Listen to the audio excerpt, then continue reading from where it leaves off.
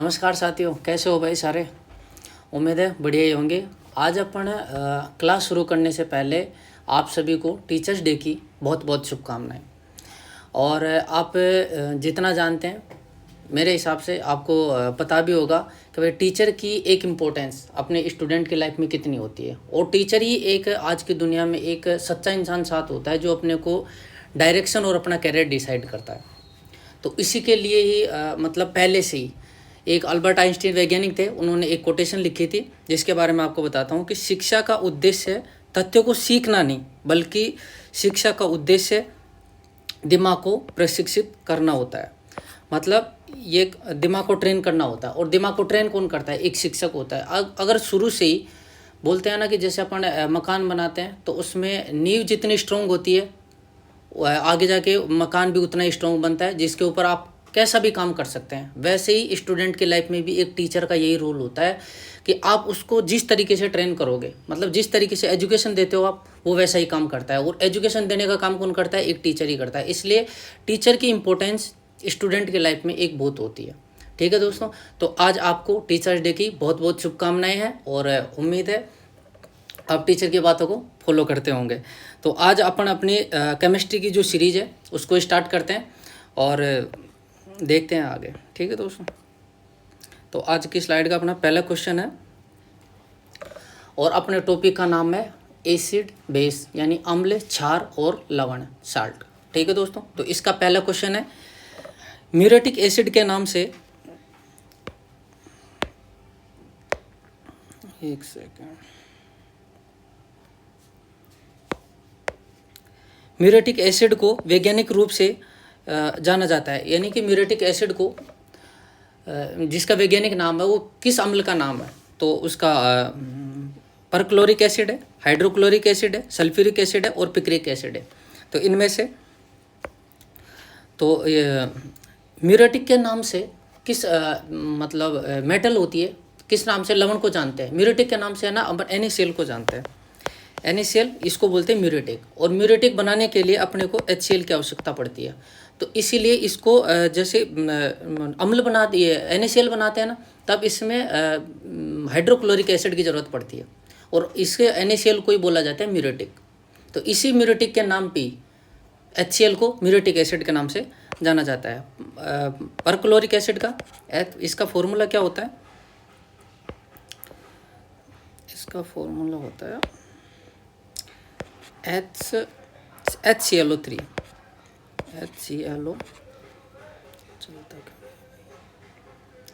HClO3।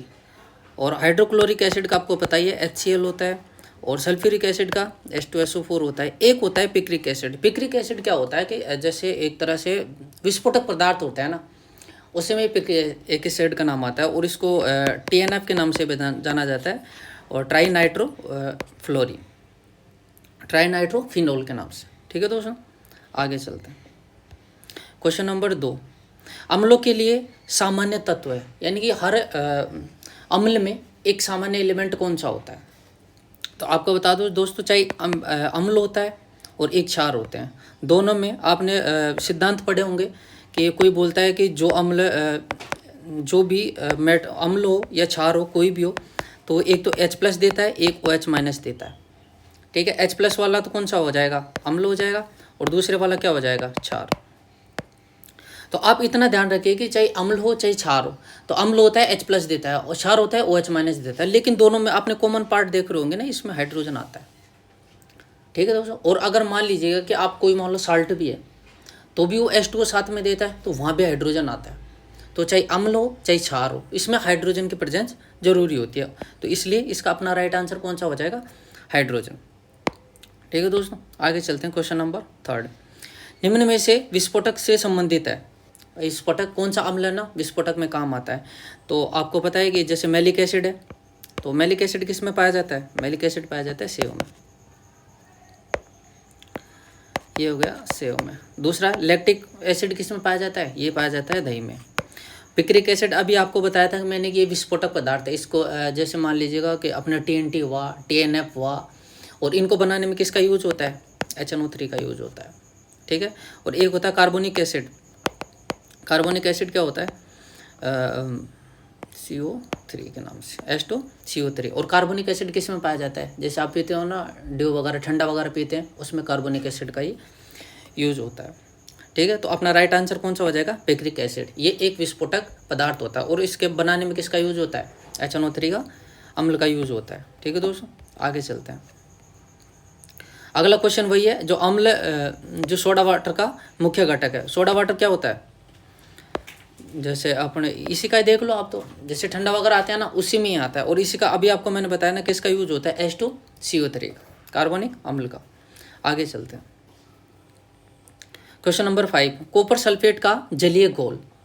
अब आपको ये पूछ रहा है कि कॉपर सल्फेट एक जलीय घोल है, तो आप इसको अम्ल बताएं। ये पहले तो पूछ रहा है कि लिटमस को प्रभावित करता है। ऑप्शन देखिए आप, नीले को लाल करता है, और या फिर दोनों को प्रभावित करता है, या लाल से नीला करता है। तो सबसे पहले आपको क्वेश्चन को सोल्व करने से पहले आपको ये बताना पड़ेगा कि अम्ल है या क्षार। और आप सोच रहे होंगे कि सर हमें कैसे पता चलेगा कि अम्ल है या क्षार है? तो इसके लिए आप एक ध्यान रखना, पहली बात तो सल्फेट आता है, समझ रहे हो? तो पहले फॉर्मूला देखिए आप, CuSO4 कॉपर सल्फेट हो गया। मैं आपको एसिड के लिए और एक बेस के लिए तीन फॉर्मूले बताता हूँ, उनमें से जो भी मैच करता है ना आप उस हिसाब से देखिए। एसिड में देखिए आप, तो एक जैसे HCl हुआ, और एक कौन सा होता है, HCl हो गया, और इसमें देखिए आप KOH, NaOH और CaOH का होल ट्वाइस, और इसमें H2SO4, और ये दो चीज़ देखिए आप, और इसमें ये तीन चीज़ देखिए। अब इन तीनों में से अगर मान लीजिएगा आपको Cl मैच करता है, और या फिर एसिड में H2SO4 होता है, अगर मान लीजिएगा ये भी मैच करता है, तो आप उसकी अधिकांशतः, पूरा फॉर्मूला 100% नहीं होता है, लेकिन आप इससे कंपेयर कर सकते हैं कि ये एसिड के फॉर्मूले में जाएगा और ये क्षार के में जाता है। और दूसरी चीज़, अगर आपको इसमें थोड़ा सा और भी एडवांस जाना होता है, जैसे मान लीजिएगा कई बार चारों ऑप्शन के अंदर ही आप Cl मैच कर रहे हैं और चारों में लास्ट में Cl आ रहा है, क्लोरीन आ रहा है, तो आप इस कैसे डिसाइड कर पाओगे कि एसिड है या बेस है? तो इसलिए आप ये ध्यान रखना, उसमें से थोड़ा जैसे वो सिद्धांत भी दिए हुए हैं, जैसे अम्ल होते हैं जैसे प्लस देता है, क्षार होते हैं OH माइनस देते हैं, तो थोड़ा सा वो भी ध्यान कर लेना। लेकिन ज़्यादातर मोस्टली क्या होता है कि HCl H2SO4 इनमें से आपको एक मैच करता हुआ पाया जाएगा। तो आप इसमें देखिए जैसे CuSO4 है ना, तो SO4 अपने H2SO4 से मैच कर रहा है, तो आप आइडिया लगा सकते हैं कि ये एसिड है।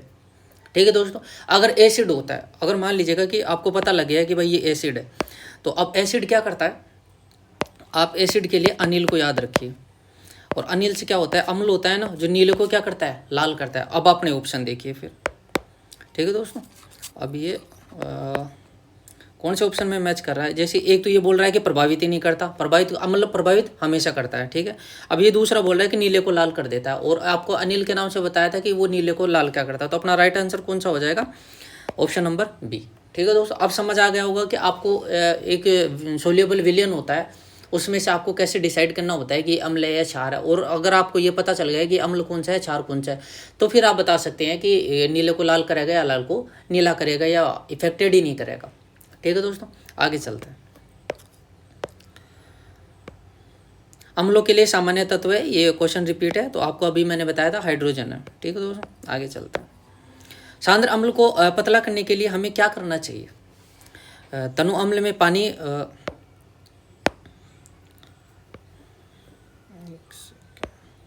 तनु अम्ल में पानी या सांद्र अम्ल में पानी, या पहले पानी को अम्ल में, फिर अम्ल को पानी में, या पानी में केंद्रित एसिड। आप ध्यान रखना कि सांद्र होता है कंसंट्रेट की बात कर रहा है। अब इसको डाइल्यूट करना होता है, मतलब डाइल्यूट का मतलब होता है पतला करना।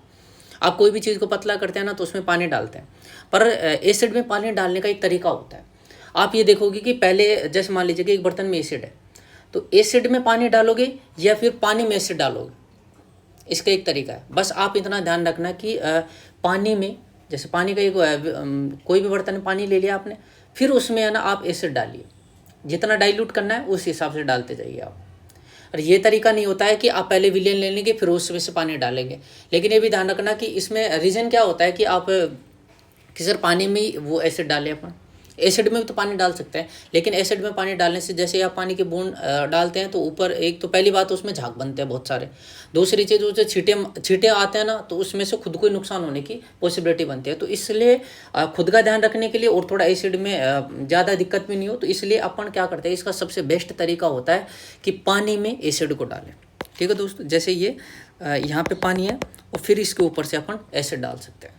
ठीक है दोस्तों, तो इसलिए अपना राइट आंसर कौन सा हो जाएगा, कौन सा में दे रखा है, ऑप्शन नंबर डी। ठीक है, और ये सारे क्वेश्चन एग्जाम में रिपीटेड क्वेश्चन है, ऐसा नहीं है कि भाई जैसे मान लीजिएगा कहीं प्रैक्टिस के लिए मन से बना दिए, सारे क्वेश्चन रिपीटेड क्वेश्चन है। और ऐसे मतलब ये क्वेश्चन है ना पिछली बार आया हुआ है। ठीक है दोस्तों, आगे चलते हैं। Question number 8। क्वेश्चन नंबर 8 क्या बोलता है, सोने को घोल सकता है। आप जैसे सुनार के पास जाते हैं तो आप जैसे भी अपना मेटल देते हैं ना ले जाके कि मतलब आप उसको बेचना चाह रहे हैं एक तरह से, अब वो नया बनवाते हैं ना तो पहले उसको देते हैं अपन, तो वो ले जाके जैसे अपन घोल में डाल देता है वो, फिर वो साफ करता है, उसके ऊपर जो भी मतलब आप सोच रहे हो जो गंदगी वगैरह जो होती है वो निकल जाती है। और वो जिस विलियन में डालता है ना, फिर उसके बाद में अपने पास जो मेटल बचता है फिर उसका तोलता होगा और फिर उसके हिसाब से प्राइस बताता है कि आपका ये जो मेटल है इतने का ही है। तो जो जिस विलियन में डालता है वो उस विलियन की बात कर रहा है जो सोने में घोल सकता है। सोने को घोल कौन सकता है, इसका सोल्यूबल होता है वो होता है एक्वा रेजिया। और एक्वा रेजिया क्या होता है, एक्वा रेजिया मतलब दो अम्ल से मिलकर बना होता है। जैसे एक तो होगा HCl और एक होता है HNO3।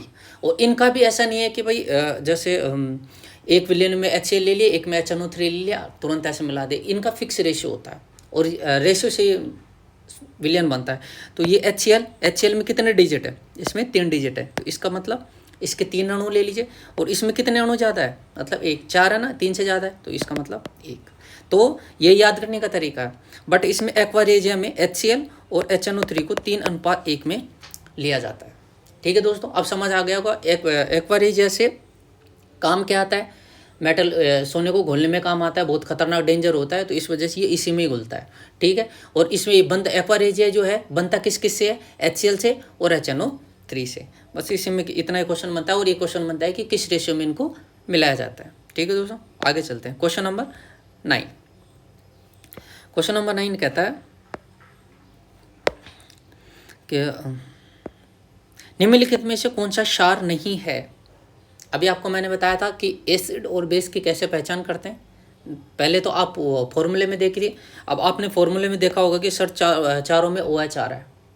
ठीक है, अब वो फॉर्मूला तो बंद हो गया कि सूत्र से आप देखेंगे, लेकिन मैंने आपको एक चीज़ और बताई थी, उसमें से आप ये देखिए कि एक H+ और एक OH-, ये फॉर्मूला पूरे में काम करेगा। जैसे मान लीजिएगा NH4OH है, NH4+ और इसमें OH- में ये टूटता है। इसमें देखोगे आप Na+ OH- में टूटता है। इसको देखोगे आप K+ और OH- में टूटता है। लेकिन इसको आप तोड़ोगे ना आप तो ये बनता है C2H5O- और H+।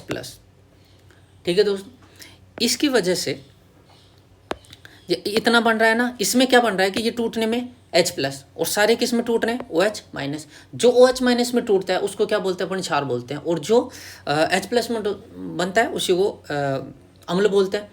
तो अपने ये पूछ रहे हैं कि क्षार नहीं है, मतलब सारे क्षार हैं, एक नहीं है। तो कौन सा नहीं है, C2H5 एथिल एल्कोहल। ठीक है दोस्तों, अब समझ आ गया होगा कि इसमें कैसे करते हैं। और एक क्वेश्चन आना है ये फिक्स आता है। ठीक है दोस्तों, आगे चलते हैं। Question number 10।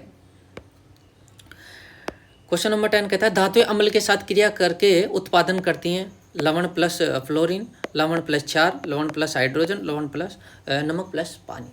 आप देखिए कि अम्ल है ना मेटल से क्रिया करके लवण तो बनाता ही है और उसके साथ में है ना हमेशा ये हाइड्रोजन गैस देते हैं। दूसरी चीज़ अगर कार्बोनिल समूह को जोड़ते हैं उस वहाँ से वो क्या देते हैं, CO2 गैस देते हैं। 2 ही गैस देते हैं, इस चीज़ का ध्यान रखना। एक हाइड्रोजन गैस देते हैं, एक कार्बन डाइऑक्साइड देते हैं। कार्बन डाइऑक्साइड के नाम से देखते हैं अपन कार्बन की बात करते हैं, कार्बोनिल की बात करेंगे तब तो ये CO2।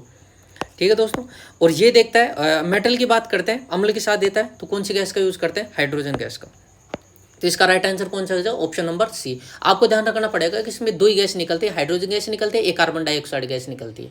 तो आप सीधा देखिए ना, कार्बोनिल कार्बन का नाम आ रहा है तो कार्बन डाइऑक्साइड, और मेटल की बात कर रहा है हाइड्रोजन से धातु से क्रिया कर रहे हैं तो कौन सा हो जाएगा, हाइड्रोजन गैस। ठीक है दोस्तों, आगे चलते हैं। Question number 11। निम्नलिखित में से किस घोल में हाइड्रोजन आयन की सांद्रता सबसे अधिक है। अब ये पूछ रहा है कि H+ आयन और आपको ये भी पता होता है कि पीएच वैल्यू में हमेशा हाइड्रोजन की आयन्स है उनके इंपॉर्टेंस बहुत होती है। तो आप ये देखिए जो पीएच वैल्यू होती है ना प्रोपोर्शनल होती है 1+ H+ आयन के। जितने H+ आयन ज़्यादा होंगे उसकी पीएच वैल्यू उतनी ही कम होगी। ये फॉर्मूला ये बताता है। तो आपको इतना फॉर्मूला मिल गया, इसके अलावा तो अब कुछ चाहिए नहीं। जिसमें H+ संख्या ज़्यादा है उसकी पीएच वैल्यू कम हो जाएगी, और जिसकी पीएच वैल्यू ज़्यादा है और ये कम हो जाएंगे। रेसिप्रोकल है ना, इस वजह से। तो आपको कुछ भी नहीं देखना है। ये क्या पूछ रहा है अपने, हाइड्रोजन आयन की सांद्रता सबसे अधिक सांद्रता H+ की ज़्यादा है, तो इसका मतलब क्या होगा, H+ पीएच की वैल्यू सबसे कम। और इसमें से पीएच की वैल्यू सबसे कम किसकी है, इसमें 4 दे रखे, देखिए 8 है, 5 है, 10 है, और ये कितनी है 4 है। तो 4 वाले की पीएच वैल्यू कितनी होगी, सबसे कम। और सबसे जिसकी पीएच कम है उसमें H+ ज़्यादा, तो अपने को ज़्यादा दे ही रखा है, आयन की ज़्यादा पूछ रहा है तो इसकी पीएच वैल्यू कम। Option number D. आगे चलते हैं, क्वेश्चन नंबर 12। नीला तोता का रासायनिक नाम क्या है। आप एक ध्यान रखिए, पहली बात तो तोता का नाम आता है ना, वहीं से आप सल्फेट ढूंढने लग जाइए। SO4 आपने सुना होगा ना, ऑयल विट्रियोल। विट्रियोल ही तो तोते को इंग्लिश में विट्रियोल बोलते हैं, ठीक है दोस्तों। जैसे तेल का तोता किसको बोलते हैं, H2SO4। लेकिन आप इतना ध्यान रखिए कि जहाँ से भी ये तोते की बात करता है ना, तो वहाँ पे ये सल्फेट आयन आएंगे, ठीक है। लेकिन अपनी नज़र देखिए, अपने पूरे ऑप्शन में सल्फेट पड़ा है, तो मतलब फॉर्मूला कैंसिल। आपको सल्फेट के अंतर्गत तोते के जो आते हैं ना, उसमें 3 क्वेश्चन बनते हैं। एक तो देखिए नीला बनता है, फिर एक हरा बनता है, एक बनता है सफ़ेद, ठीक है। तो नीले का क्या होता है, कॉपर सल्फेट CuSO4 5H2O, इसको बोलते हैं नीला तोता। तो अपना आंसर कौन सा हो जाएगा, कॉपर सल्फेट वाला, ऑप्शन नंबर 1, ठीक। हरा किसको बोलते हैं, FeSO4 और इसका 7H2O। मतलब जिसमें आयरन की बात होती है ना उसको हरा बोलते हैं, और जिसमें सफ़ेद होता है ZnSO4 7H2O। इतना ध्यान रखिए, नीला होता है, नीला की बात करेंगे ना तो उसमें जो 5 जल के अणु लेंगे आप, और के साथ में क्या लेंगे, कॉपर सल्फेट तो साथ में रहेगा ही, नीले के साथ में कॉपर और हरे के साथ में। और आप देखिए कि जैसे लोहे के ऊपर भी है ना, चलो वो उसको छोड़ो आप। और ये Cu का बात है, Zn की बात है, सफ़ेद है ना, जिंक पे आता है। और इसमें दोनों में क्या होता है, जल के अणु ना 7 ही लेते हैं, और ब्लू वाले में कितने लेते हैं, जल के अणु 5 लेते हैं, ठीक है दोस्तों। आप इन तीनों का ध्यान रखना। अब और एक होता है ना ऑयल ऑफ पेट्रोल, मतलब तेल का, इसमें कौन सा लगाएंगे आप, H2SO4। अब आपको तोते के नाम से 4 क्वेश्चन बनते हैं, आपको मैंने चारों बता दिए। सफ़ेद का नाम आएगा Zn यूज करेंगे आप, और हरे का नाम आएगा FeSO4 यूज करेंगे, और ब्लू का नाम आएगा तो कौन सा यूज करेंगे, कॉपर वाला, ठीक है दोस्तों। अपना क्वेश्चन हो गया क्वेश्चन नंबर 13। आगे चलिए, धातु ऑक्साइड सामान्यतः प्रकृति के होते हैं। धातु ऑक्साइड, एक तो अपन ऑक्साइड की क्रिया ना धातु से करवाते हैं, और एक अधातु से करवाते हैं। आप देखिए अधातु ऑक्साइड, और एक होता है धातु ऑक्साइड। अधातु से ऐसे आप कंपेयर करते हैं ना, तो ये बनता है अम्ल, और ये सिंपल होता है ना धातु, इससे बनता है क्षार, ठीक है दोस्तों। अधातु होगा ऐसे, अधातु से ए लेंगे तो आप उसको अम्ल बना देंगे, मतलब उसकी प्रकृति कैसी हो जाएगी, और अम्ल है तो अम्लीय प्रकृति होगी, स्वाभाविक सी बात है। और अगर क्षार है तो कैसे हो जाएगी, क्षारीय हो जाएगी। अब आप देखिए अपने क्वेश्चन में कौन सा पूछ रहा है, कि धातु ऑक्साइड की बात कर रहा है, ना कि अधातु की बात। धातु ऑक्साइड कैसा हो जाएगा, अपना क्षार होगा, तो इसकी प्रकृति कैसे हो जाएगी, क्षारीय, ऑप्शन नंबर 1, ठीक है दोस्तों। आगे चलते हैं,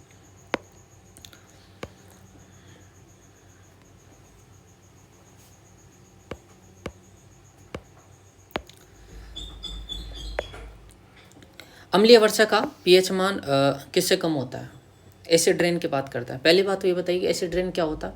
एसिड रेन में कौन कौन सी गैस जिम्मेदार होती हैं, आपको मैं बता देता हूँ। एक तो SO2, एक NO2, एक CO2। इसमें एसिड रेन में 3 गैसें होती हैं, और ये इंडस्ट्रियल एरिया से आती है सबसे ज़्यादा। जैसे मान लीजिएगा कि अपने एरिया में SO2 गैस फैली हुई है, ठीक है दोस्तों, और ऊपर से बारिश होती है, ये H2 से, बारिश में जल तो होता ही है, इसमें भी जल होगा और इसमें भी जल होगा, और ये जल बनने के बाद क्या बनाती हैं, एसिड का निर्माण करते हैं। जैसे H2SO4 बनाती है, H2, ये NO3 बनाती है और ये H2CO3 बनाती है। अब ये एसिड बना लेती हैं और ये एसिड इतने भयानक होते हैं, जैसे ये सल्फ्यूरिक एसिड है, तो जैसे अपने पोल्यूट करने में काम आती है, ये ज़्यादातर प्रदूषण फैलाती हैं। जैसे इंडस्ट्रियल एरिया में ज़्यादा होती है, SO2 वहीं ज़्यादा पाई जाती है, और वहीं पे जैसे आपने देखा होगा ताजमहल का एक क्वेश्चन आता है ना कि जो वाइट है पूरा वो, और वो धीरे धीरे पीला पड़ने जा रहा है, क्योंकि वहाँ पे इंडस्ट्रियल एरिया ज़्यादा है और वहाँ SO2 गैस ज़्यादा बनती है, एसिड रेन का इफेक्ट वहाँ पे ज़्यादा होता है, उसी कारण वो येलो होती जाती है। ठीक है दोस्तों। और ये अम्लीय वर्षा, अब ये बात बताइए, अम्लीय वर्षा एसिड रेन ने अपने नाम दिया है, तो वो ऐसा तो है नहीं कि क्षारीय प्रकृति की होगी, अम्लीय प्रकृति की होगी, लेकिन और pH वैल्यू कितनी होती है, 7 से कम होती है। अम्ल तभी होगा जब उसकी वैल्यू 7 से कम होती है, लेकिन 7 से भी ज़्यादा ये थोड़ी बहुत कम होती है ना, तो जैसे दुर्बल अम्लीय होते हैं। लेकिन जहाँ से ये ज़्यादा इफेक्टेड कब होती है, जब 7 से और भी मतलब अपने जीरो की तरफ इंक्रीज होती जाती है। तो लेकिन ये जब 5.6 से कम होती जाती है ना, तो एसिड रेन की काउंटिंग में आती जाती है, और इसका मतलब ये होता है कि ये अपने लिए फिर घातक होना स्टार्ट हो जाती है। ठीक है दोस्तों। तो अम्लीय वर्षा की pH वैल्यू 5.6 से कम होनी चाहिए, तब वो एसिड रेन की काउंटिंग में आती है। ठीक है दोस्तों, ये pH वैल्यू के फिक्सेशन क्वेश्चन है, तो इनको थोड़ा सा आपको ध्यान रखना पड़ेगा। आप एक चीज़ और ध्यान रखिए, जब लिटमस विलयन न तो अम्लीय है और न क्षारीय है, तो इसका रंग कैसा होता है। अब आप देखिए, जैसे आपने डिसाइड किया था ना कि अम्लीय है तो नीले को लाल कर देता है, अगर क्षारीय होगा लाल से नीला कर देगा। लेकिन आपको एक विलयन ऐसा दिया गया है कि जिसमें ना तो उसका इफेक्ट पड़ रहा है, ना तो लाल से नीला हो रहा है या नीले से लाल हो रहा है, इसका मतलब कोई रंग नहीं दे रहा है। तो इस कंडीशन में जैसे भी अपने लिटमस पत्र का जैसा कलर होता है, मतलब जो विलयन में डालते हैं उनका मिश्रण होता है, वो किस रंग का होता है, वो हमेशा, ये फैक्चुअल क्वेश्चन है, ये हमेशा बैंगनी कलर का होता है। ठीक है दोस्तों। अगर आपको पता है अम्ल होगा तो नीले से लाल कर देगा, और अगर क्षार होगा तो क्या होगा, लाल से नीला कर देगा। लेकिन इस कंडीशन में एक इतना सा और ध्यान रखना कि अगर वो इन दोनों को इफेक्टेड नहीं कर रहा है तो उसका कलर कैसा होगा, बैंगनी कलर होगा। ठीक है दोस्तों, आगे चलते हैं। अगला क्वेश्चन बता रहा है, ऐसी कौन सी धातु ऑक्साइड है जो अम्लों के साथ साथ क्षारों के साथ भी प्रतिक्रिया करते हैं। मतलब ऐसी हुई धातु की बात कर रहा है कि कौन सी धातु हैं जो अम्ल के साथ भी क्रिया कर रही हैं और क्षार के साथ भी क्रिया कर रही हैं, मतलब वो दोनों साइड अपना जो बिहेवियर है वो बैलेंस रखती हैं। इनको बोलते हैं उभयधर्मी। उभयधर्मी का मतलब क्या होता है, दोनों साइड।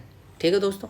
तो अपन ऑप्शन देखते हैं, अम्लीय ऑक्साइड, भाई अम्ल की तरह व्यवहार करता तो अम्लीय ऑक्साइड बोल देते अपन, न्यूट्रल तो कुछ भी नहीं होता तो भी बोल देते, और क्षारीय हो तो क्षारीय बोलते। ये एम्फोटेरिक क्या होता है, एम्फोटेरिक वही होता है, उभयधर्मी को इंग्लिश में एम्फोटेरिक बोलते हैं।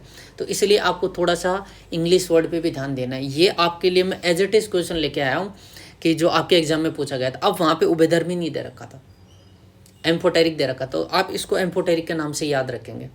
तो इसमें से आपको एम्फोटेरिक के नाम से मैं बता देता हूँ कि Al हुआ, Zn हुआ, Pb हुआ, इन तीनों धातुओं के ऑक्साइड जो होते हैं ये हमेशा एम्फोटेरिक होते हैं। ये अम्ल के साथ भी अपना नेचर दर्शाते हैं और क्षार के साथ भी दर्शाते हैं। इसलिए आप ध्यान रखना, 3 मेटल हैं, कौन कौन सी हैं, एल्यूमिनियम है, जिंक है और लेड है। 3 धातु ऐसी हैं एम्फोटेरिक है, तीनों के साथ है ना दोनों कॉमन बिहेवियर दर्शाती हैं। ठीक है दोस्तों, आज के लिए अपनी सीरीज में 16 क्वेश्चन है, और 16 क्वेश्चन में पूरे टॉपिक का कंप्लीट है ये। और इसमें थोड़े सा क्या है, pH वैल्यू के क्वेश्चन हो रहे हैं। आपको एक एक्सरसाइज और करके मिसलेनियस की करवाएंगे, उसमें सारी pH वैल्यू ये और इंक्रीज कर देंगे। ठीक है दोस्तों, और अपना ख्याल रखिए और अपनी पढ़ाई को कंटिन्यू कीजिए। मिलते हैं नेक्स्ट वीडियो में। जय हिंद, जय भारत।